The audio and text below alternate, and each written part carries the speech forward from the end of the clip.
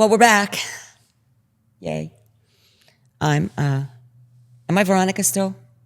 No, I'm Claudia. Yeah. All right, and this is Chris. Welcome to Life, Barbells, and BS. And what's our topic going to be tonight? I'm going to ask you a question. That's how it's going to kick off. I'm going to ask you a question. Because this one's going to go a little deeper. It could go into the life part. Kind of why we look at things a certain way. Why do we look at exercise, diet, and nutrition differently than we view business, finances, relationships, those kinds of things? All right. So I'll ask the question, and then we need to qualify that a couple of ways because there's a couple of things we need to eliminate. But I'll ask you the question. Okay. Is it? So it's a comment or a phrase. Whatever. I'm gonna say something, and I want to get your reaction.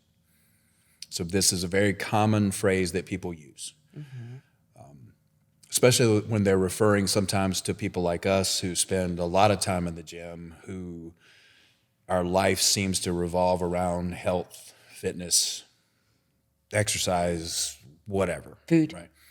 Food. Or it could apply to, the people who go climb Mount Everest, or people who run marathons or triathlons or whatever, anything extreme, anything that takes a consistent amount of training, nutrition, all those things. So with that said, when someone says everything in moderation, everything needs to be in moderation. Okay. What's my take on it? What's kind of the first thing? And if that doesn't spark, maybe I can steer you. Maybe I can help a little bit. So when somebody says everything in moderation, my thinking is a little bit where it's not too much, too extreme, or outside, or not going outside a comfort zone in whatever area you're referring to. Right. So if we're talking about exercise, you want to start there? Yeah. Well, so if it's everything in moderation, meaning not going to a point where they are, or is this me personally, or just talking about anybody? Just in general. Okay. So they're not going outside into an area where they're uncomfortable, but they're doing enough to make them feel good that they've done something. Okay. Yeah. Okay. And if you're talking about, can I go on? Oh, sure. Yeah. Yeah. All right. I hear this a lot with food, though. Everything in moderation. I hear more with food. Okay. Because you mentioned in the last podcast your downfall was peanut butter. Yeah. Okay. So let's take that for example. And my downfall is chocolate chip cookies. I could eat that all day, every day, for every meal, 6 times a day. Just why? I don't know. It is what it is. They're great. So if somebody was to say, well, you can still have your chocolate chip cookies, but maybe not, instead of eating the whole packet, have a few. It's in moderation.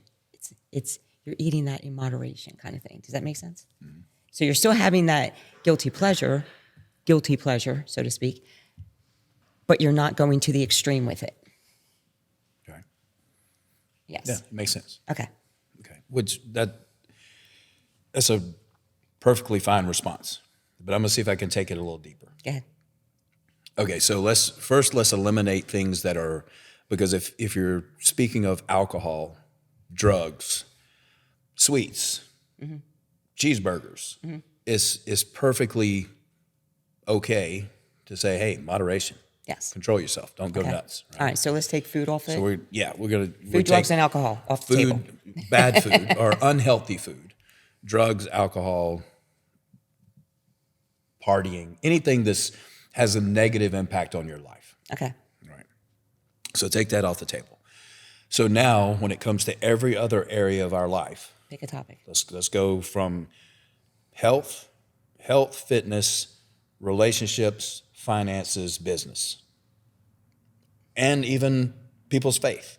So, because that's what they do. People say faith, family, finances, and they prioritize. People prioritize things differently.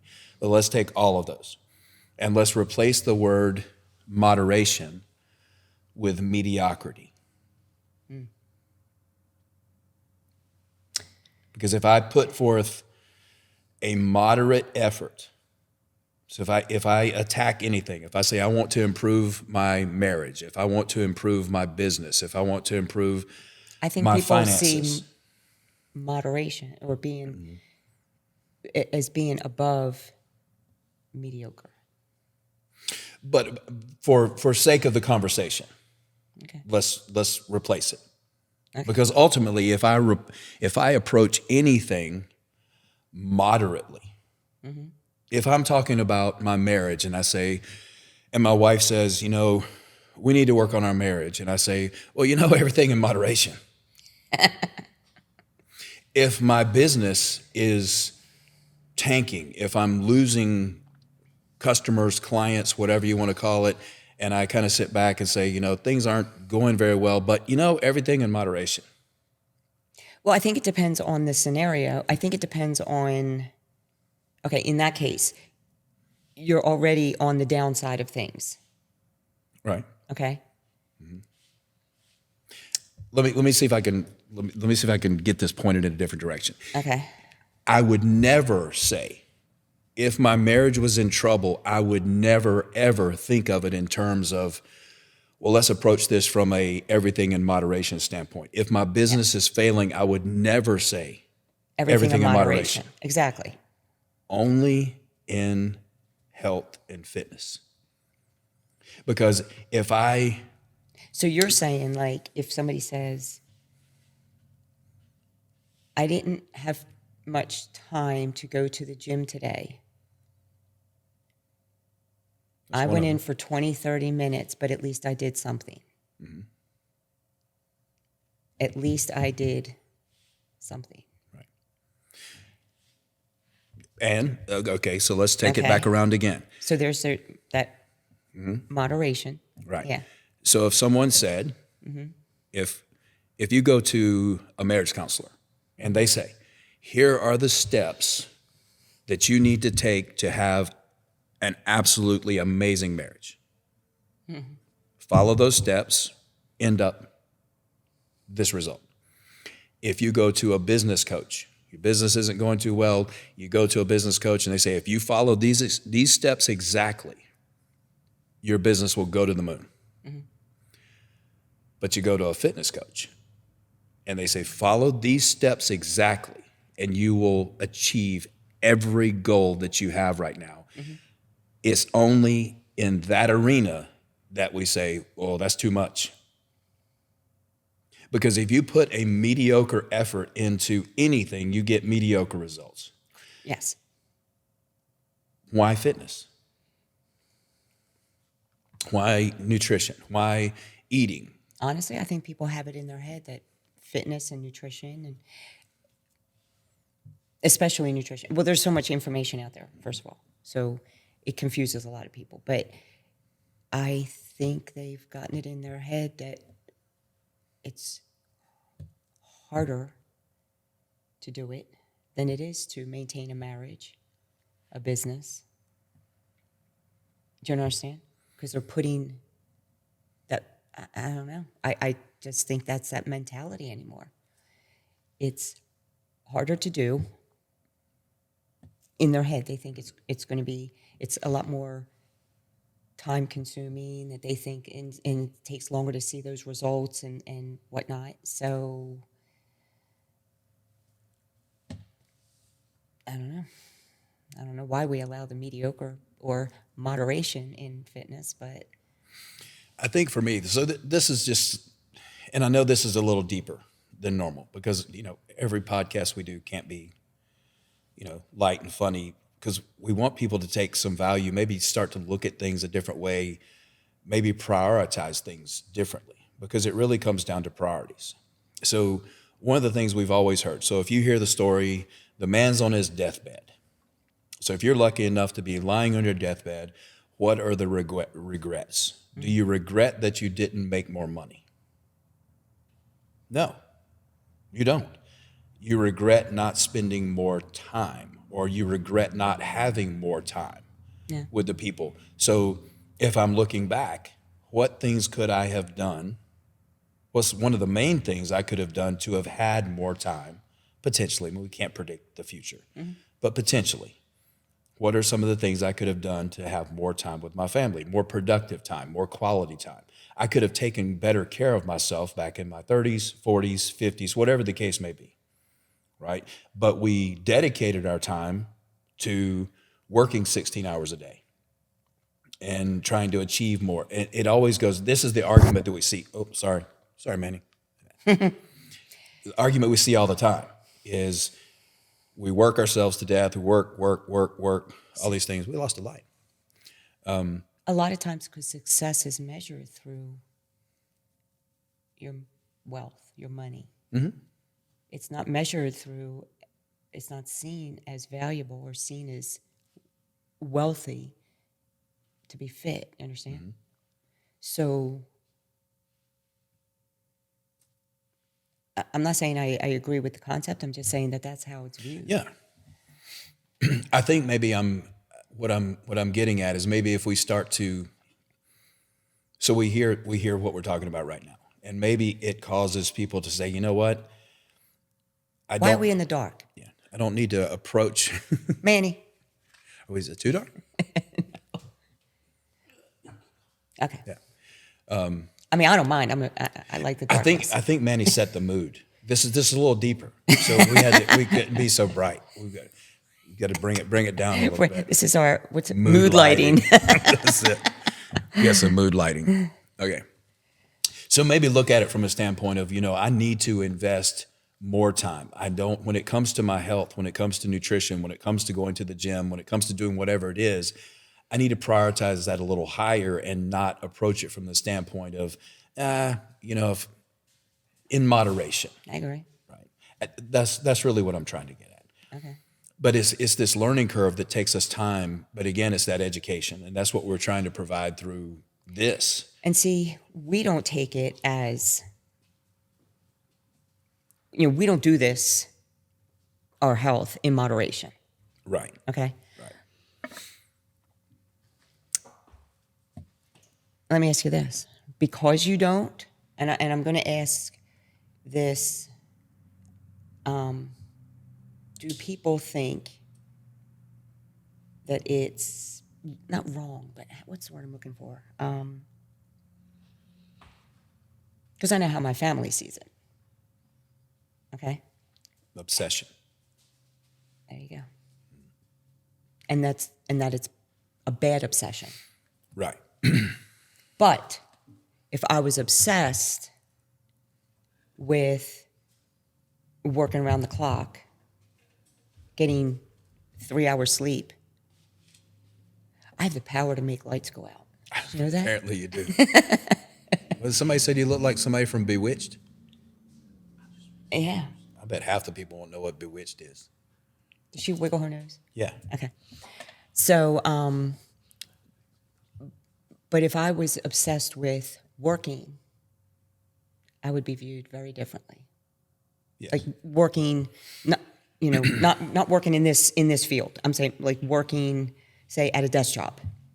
I would be viewed very differently. Right. So, Because that's noble.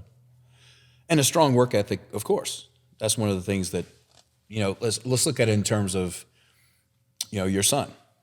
Certain things you want to pass on to him, certain traits about you that you want him to see that he takes into his future. Well, I saw mom do this. right. And I'm making an assumption based on what I see. He sees a strong work ethic in multiple areas. So she has a strong work ethic when it comes to her health. Mm-hmm. She has a strong work ethic when it comes to her business, because this is what you do. It just happens to be what you do for a living. I mean, that goes hand in hand. Yeah. So that's the question. This is put as moderation because it's not most of the time be classified. Most people classify it as an unnecessary evil. Yeah, and I think you have to separate the extreme from it. You know, we're not talking about bodybuilding. No. I'm talking about just every day keeping yourself healthy and movement, whatever that movement is. You know, if it's that you enjoy walking your neighborhood, you know, whatever. But I'm just saying that it's not viewed as something that, because when people have lack of time, you know, their day's busy. Okay, what's the one thing they're always too busy to do? Yeah. When people have finances that are getting a little tight, what is the first thing they let go? Okay, so this is viewed as something that's kind of unnecessary. I'll pick it back up later.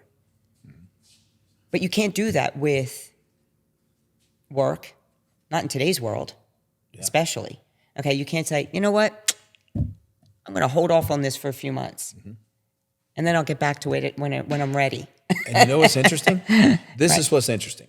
Right. And this is proven. What's that? This isn't an opinion. This is scientifically proven that when you have a healthy body, You have a healthy mind. you have a healthy mind, which carries over into what?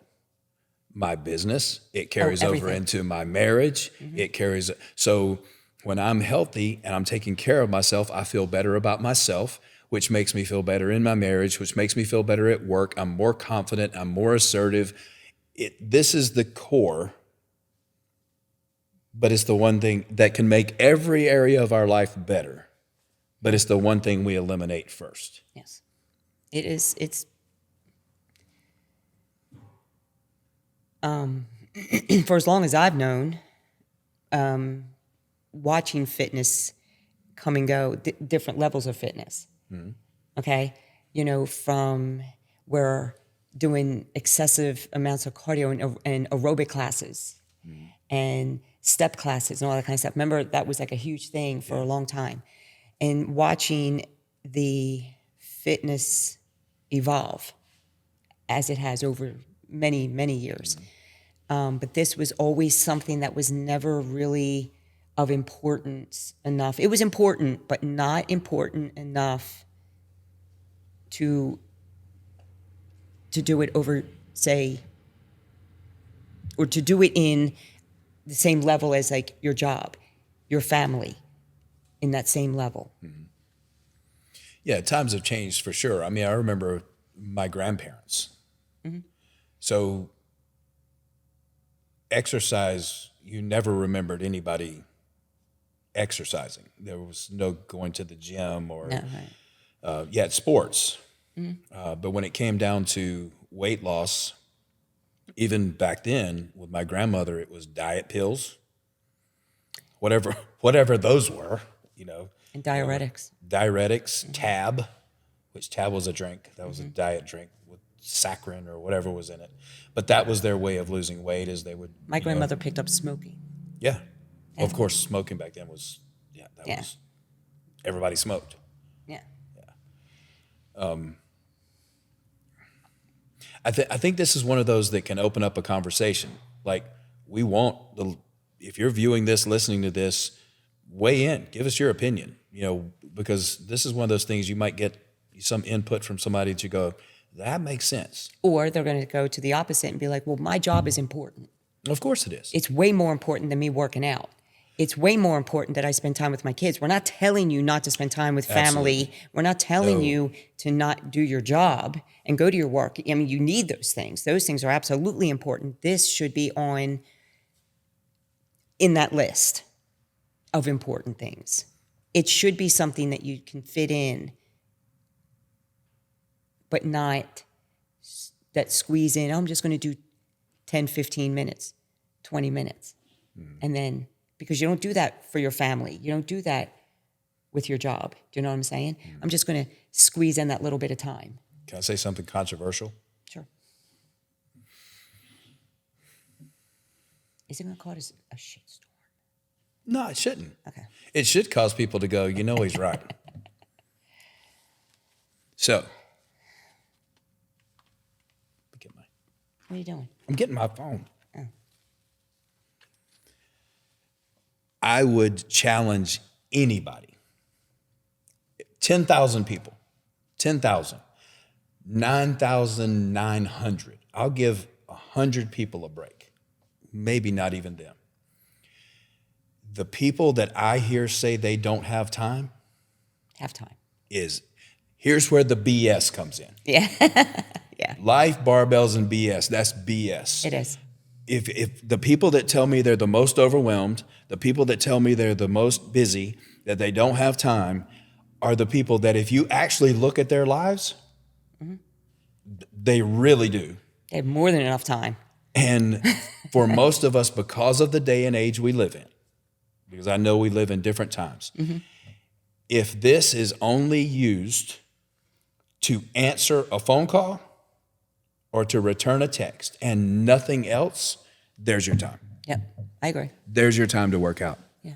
Because you would be blown away at how many hours per week we spend scrolling. Social media. Yeah. So at this point, we only want you to watch this. Everything else has to go. Instagram, only check Instagram just to see if we posted anything. Yeah, nothing. But you get my point. Yes. I mean, that's the thing. Most people who are influencers and they have these massive social media platforms tell you stop scrolling so much, but their whole livelihood depends on people scrolling. It's kind of a weird, Kind of weird contradictory. thing. Yeah. Yeah. So, did I answer your question? Did I ask one? Did I? You mean from did the I very give a beginning? good statement Oh, yeah. to your? Yeah, you mean from the statement? beginning. Yeah. Huh? Yeah, from the beginning. Well, I knew it was going to be a conversation. Okay. It wasn't really. There's no right answer. I think it's. I interloop fitness with the rest of my life. Not just because I do it for a living. Not even when I didn't do it for a living. I still had it intertwined with the rest of my life. Okay, because like I mentioned, I think in the first or second podcast, I did it for, I had to be a healthy and strong mom for my son. I had to be a healthy and strong woman for my job when I was in law enforcement. I had to be, healthy and strong to maintain my home inside and out as a single parent. And so it kind of it was all interwoven with itself. Do you understand? So it wasn't taking anything away from my son or taking anything away from my job. It made those things better because I kept myself healthy and active. And, at the time I had put competing on the back burner. So but I still went to the gym on the regular with rotating shifts and working weekends and finding babysitters and this and that. And, the only days that I didn't go to the gym was when I worked day shift in law enforcement because Jaden was in a daycare for 12 hours while I was working. So to pick him up and put him in another daycare while I was at the gym, I didn't want to do that. So you know what I did? I plopped him into a jogging stroller and I jogged around my neighborhood. I had weights at my house and I worked out at home. So I always, and he was right there with me. So it was, and again, I wasn't in, I wasn't into, I was in the fitness industry, but not like I am at the moment. So I still looped it all together regardless because I felt like it was all important. It wasn't just one particular thing. Like, okay, my job is, my son he's the most important thing to me, but I have to be healthy. If I'm not healthy, what good am I for him? You understand? So, yeah. And I think that's what we're trying to do here too, is reminding everybody each episode that it's not about just us putting this content out and you listening, absorbing it, and figuring out a way to make it fit into your life or picking up tidbits or one of the comments were pearls of wisdom. It's great that you get those things. But if it's something that you're just confused on how to get started, it's like, let us help you get started. One of the guys that I've followed for a long time, he gets a question all the time. If you had to start all over again and you had to invest in one thing, what would you invest in? So that's this loaded question. Do you invest in stocks? Do you invest in business? He said, you invest in yourself. Yes. I agree. That's what you invest in. It doesn't mean that you have to go hire a personal trainer to take you through workouts 3, 4, or 5 times a week. But it does mean prioritizing it enough to invest in hiring someone to help you get started and help hold you accountable if there's somebody who's maybe not a friend or a family member who wants to do it with you. Nothing we do, nothing that's important to us in life, again, it goes back to relationships, finances, business, all of those things. We don't just take a shot in the dark. We go seek help, and and that's where this gets confusing, because what we do is try to seek help online through influencers who are giving us some crappy information, and we get really confused. Yeah. It doesn't have to be difficult. It can be very, very simple. And that's kind of, but just start. Yeah. You've got to start. You have to prioritize, because every other aspect of your life will improve by getting healthier. And like you had mentioned, that how people get help to do different things that they're unsure of.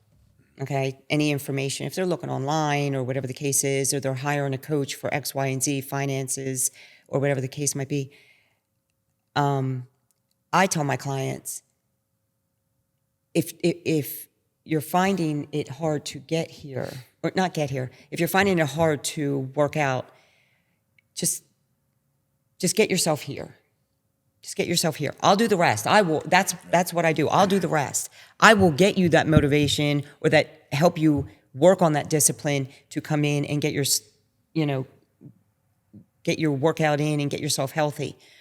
And that's what other coaches in other areas of life do. They teach you how to do, if it's a financial coach kind of thing, how to get your eggs in different stuff and how to grow your money. Okay.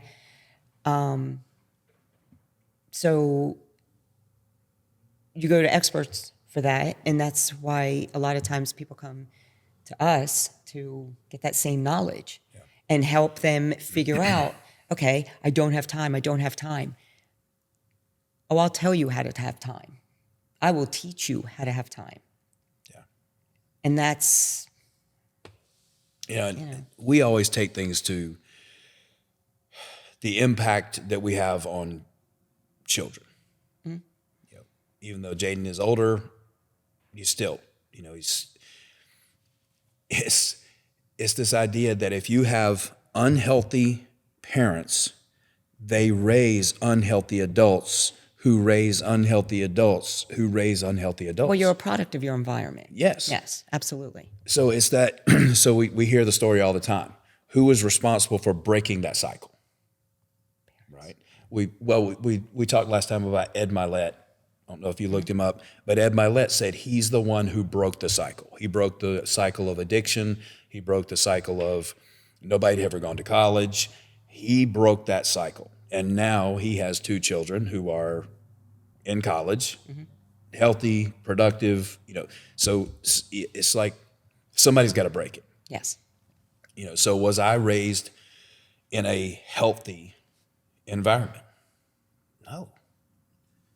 But I played sports, which, usually athletes, sports, a lot of times they'll kind of carry on but not all the time. So my family was kind of mixed in the sense of my dad went to the gym. And I would accompany him in my early 20s. Once I was out of high school, and I would meet him in downtown Philadelphia at the Gold's Gym there.